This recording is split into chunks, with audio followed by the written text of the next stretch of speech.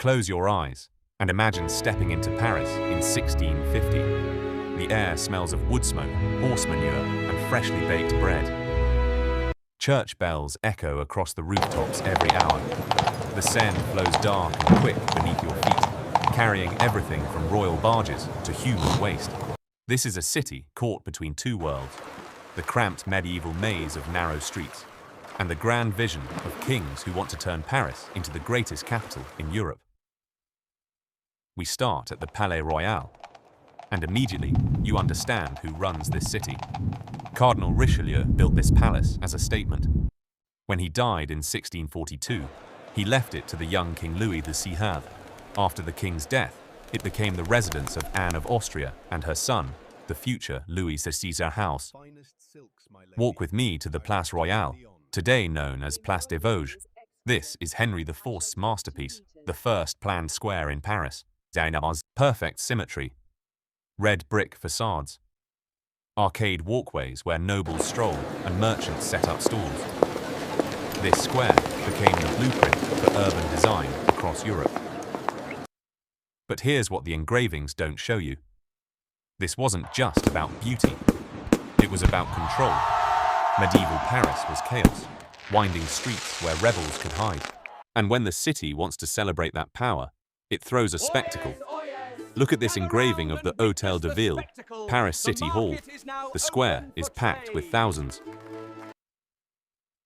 These weren't just parties, they were propaganda. When you watch the king's fireworks light up the Seine, you're supposed to feel small and grateful. But let's leave the palaces behind and go where real Parisians spend their time. The Pont Neuf. In 1660, this was the most important bridge in Paris. Unlike older bridges, Pont Neuf had no houses built on top. It was wide, open, and it changed everything. Suddenly, you could actually see the river while you crossed. On a normal day, Pont Neuf was complete chaos.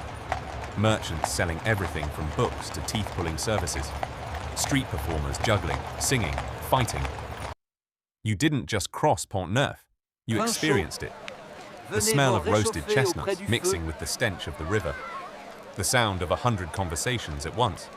But the Seine gave Parisians something else too, especially during the Little Ice Age. Look at this extraordinary image from 1608. The river, completely frozen. When the Seine froze solid, the city lost its main highway for trade and transport. The good Lord would but unite us Parisians all didn't on waste the the ice. opportunity. They turned the ice into a massive public playground.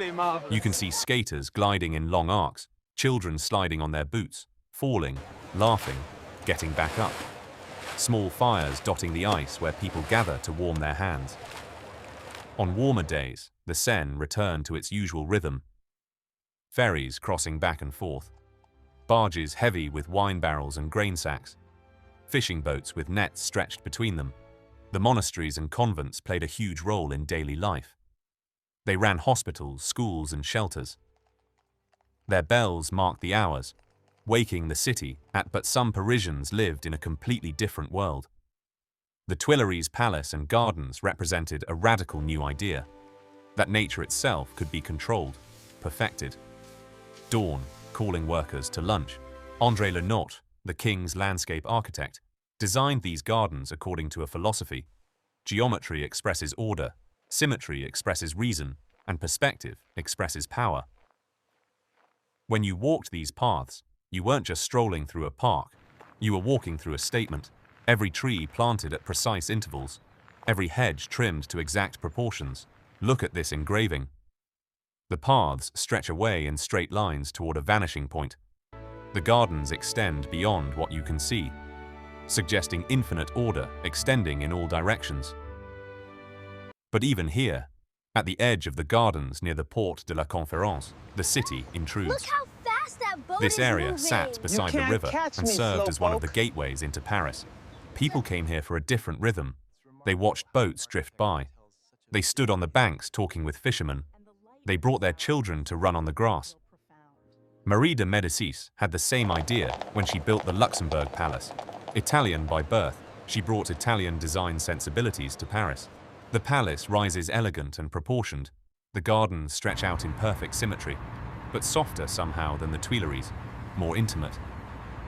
From the upper terraces, you could look out across the rooftops of the left bank and see a different Paris, the university district, the scholars and students, the Paris of ideas rather than power, and in between, at the very center, lies the Île de la Cité. This is where Paris was born. This island in the Seine has been inhabited for over 2,000 years. Look at Notre Dame rising above the river in this engraving. In the 1600s, the cathedral still had its original medieval appearance. No spire, no 19th century restoration. But notice what surrounds it.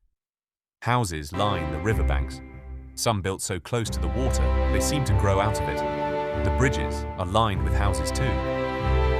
Crossing a bridge in medieval Paris didn't feel like crossing a bridge. It felt like walking down a very narrow, very crowded street that just happened to have water underneath. This is the Paris that kings like Louis XIV wanted to replace. Chaotic, unplanned, impossible to control. But it's also the Paris where most people actually lived. The old city being forced into a new shape. Medieval chaos on one side, geometric order on the other. This map shows you the tension. To really understand how Paris worked, we need to zoom out. This is Matthias Merian's 1615 plan, one of the most detailed maps of early modern Paris. The city is a compact world surrounded by walls.